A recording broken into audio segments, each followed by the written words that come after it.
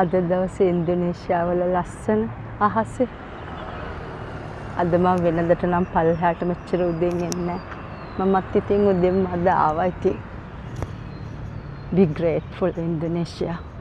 මේ රටේ තියෙන හොඳම දේ තමයි මට දැනෙන දේ තමයි කොච්චර ජනාකීර්ණ වුණත් මේ කුරුල්ලෝ සමනලයෝ ඒ කට්ටිය ඔක්කොම තියෙන නිස්කලංක තැනක ඉන්න හම්බ වුණේ දිනකට.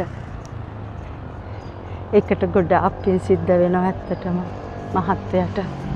මහත්තයාගේ මහන්සිය දුක් විඳලා රස්සාව කරලා ඒ දවස්වල ඉඳලම මම නිදහසේ ගෙදර ඉඳලා අද ඉතින් ඉරිදා නිසා මං ආවා මේ මගේ ටීවී ස්ටේෂන් එක.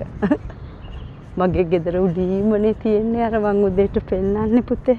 පුතාලා දෙන්න නම් දැන් දන්නවනේ. එහෙනම් පුතේ තුනුරුවන්ගේම සරණයි අද දවසත් හොඳට ඔයාගේ විදිහට ඔයාට හිතෙන හොඳ දේ හරියට ඉගෙනගෙන ලස්සනට කරන්න පුතේ. තුනුරුවන් සරණයි.